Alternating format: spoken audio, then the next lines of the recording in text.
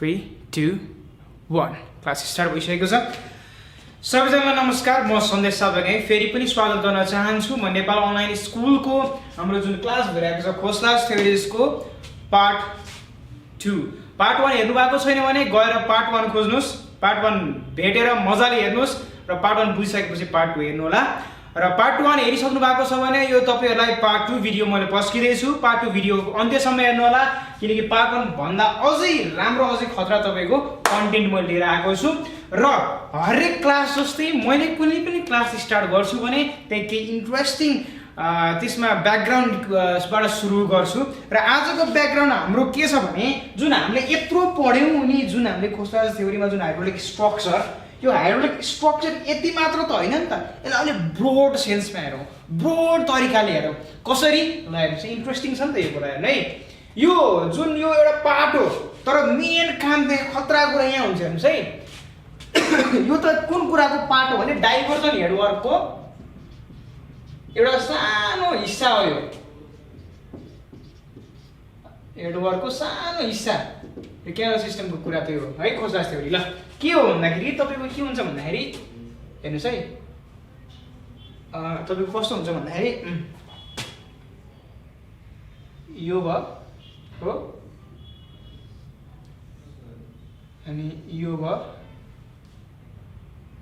यो भयो, यो भयो। ल यो बनाए के बनाए भन्ने हुन्छ र तपाईले यो खोला भयो जस्तै उताबाट खोला आइरहेछ है, हेर्नुस् है,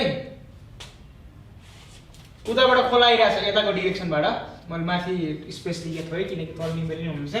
यो माथिबाट खोला आइरहेछ हो। अब यो जुन खोलालाई मैले एकदम मजाले बुझाउँछु है। खोलालाई यो जुन यो यसलाई भनि जुन यो छ यसलाई भनिन्छ, जुन यो छ यसलाई भनिन्छ गाइड ब्याङ्क, जुन हामीले अर्को क्लास पनि लिन्छ यो बारेमा है। यो बारे पनि मैले क्लास लिन्छु। गाइड ब्याङ्कको छुट्टै च्याप्टर छ यो चाहिँ, रिभर ट्रेनिङको च्याप्टरमा पर्छ गाइड ब्याङ्क। र गाइड ब्याङ्कले के गर्छ, सरक्क त्यो खोलाबाट आएको पानीलाई एकतिर सरक्क तान्छ ब्यालेन्स गरेर, अनि जब यहाँ आउँछ हो यो स्ट्रक्चर खोलामा बनाएको यो ठुलो खोलामा टक्क यसलाई स्ट्रक्चर भयो। अब यहाँ के गर्छौँ हामीले भन्दाखेरि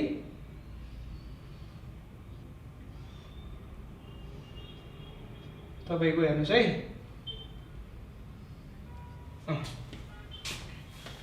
अनि यहाँ थोरै कहीँ यो जस्तो के बनाएको भन्ने देखियो होला, हेर्नुस् है तपाईँलाई बुझाउँछु म। ल जुन यो मैले बीचको भाग बनाएको छु यत्रो, यो बीचको भागले जुन बीचको भाग छ यसलाई भनिन्छ, यो भागलाई डिभाइड वाल भनिन्छ। यसले के गर्छ त भन्दाखेरि म यही पोइन्टमा आउँदैछु है, म यो खोसला थ्योरीमै आउँदैछु, तर अलि अगाडिबाट एकदम मजाले फिल्डमा तपाईँले हेर्दाखेरि खोला छ, खोला बगिरहेछ माथिबाट हैन, खोला बगिरहेछ। त्यो खोलालाई के गरिरहेछ गाइड ब्याङ्कले एउटा सबैलाई एकमुष्ट तानेर एकातिर तानिरहेको छ। त्यसले डिस्चार्ज पनि बढाइदिने काम गरेको छ, थोरै घट्दै घट्दै गएको छ, किनकि हाम्रो यो एरिया पनि तपाईँको केही हिसाबले भोल्युम पनि र हेर्नुहोस् है। अब हेर्नुहोस् के गरिरहेको छ, सबक्क पानी आइरहेछ। पानी आइसकेपछि जुन यो बनाइरहेको छु नि मैले स्ट्रक्चर हो, यो स्ट्रक्चरमा यो जुन यो बीचको भाग छ यसले के हो डिभाइड वाल। डिभाइड वालले के गर्छ पानीलाई दुईतिर डिभाइड गर्छ, एउटा एकातिर डिभाइड गर्छ। अनि यो एउटा वेयर हो हैन, यो एउटा वेयर हो। अनि यो जुन यो बीचमा मैले बक्स भर्खर घर बक्सा बनाएँ नि, यो बक्सा भनेको गेट हो, गेट हो। अब इन्ट्रेस्टिङ कुरा सुन्नुहोस् है, कोशी ब्यारेज भनेर सुन्नुहुन्छ नि, यो कोशी ब्यारेजमा छौँ।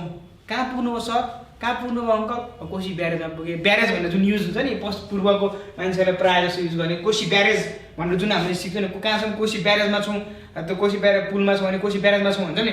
त्यो के ब्यारेज भनेको के हो भन्दाखेरि जुन यो ब्यारेज टर्म छ नि, ब्यारेज भनेको एक किसिमले वेयर नै हो, यो पनि वेयर हो हैन।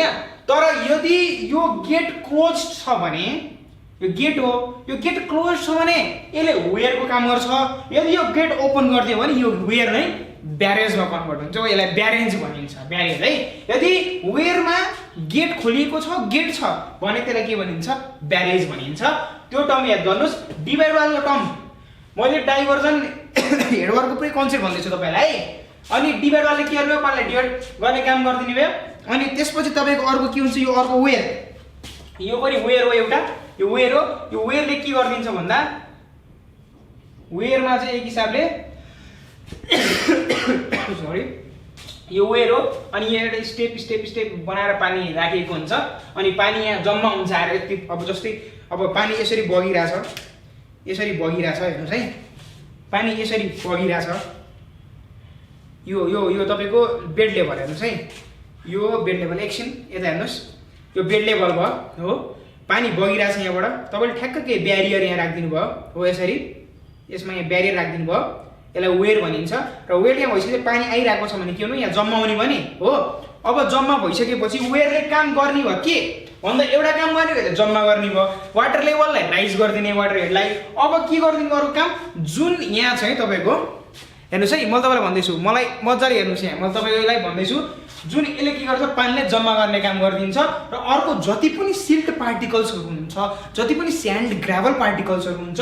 त्यसलाई के गर्ने सेडिमेन्ट हुने सुन्नु थोरै स्यानिटरी वाटर सप्लाईको पनि कुरा हुन्छ यहाँ थोरै के हुन्छ सिल्ट स्यान्ड ग्राभललाई थोरै सेडिमेन्ट हुने किन एकछिन राखिसकेपछि थोरै हेभी हुन्छ जब हेभी हुन्छ त्यो थोरै उले एकछिन त्यहाँ राखिन्छ स्टोर गरिन्छ स्टोर गर्दा के हुन्छ एयर पार्टिकल्स ग्राभिटी पुलले तल जान्छ सो यसले यो वेयरको काम एउटा पानी स्टोर गर्ने काम गरिदिनु भयो एकमुष्ट रूपमा अनि त्यस अनुसार हामीले डिस्चार्जलाई आफूले चाहे अनुसार क्यानल सिस्टममा चाहिँ यसरी अब यहाँबाट के हुन्छ क्यानल गेट हुन्छ यहाँ है क्यानल गेट हुन्छ यहाँबाट सर्लक्क क्यानल जोइन हुन्छ अब ल यहाँबाट पानी पनि जान्छ र जति चाहिन्छ आवश्यक एक क्यानल बनाएर सर्लक्क पारामा क्यानल सिस्टमबाट जान्छ अनि क्यानल गेट हुन्छ यहाँ जसले चाहिँ यहाँ जब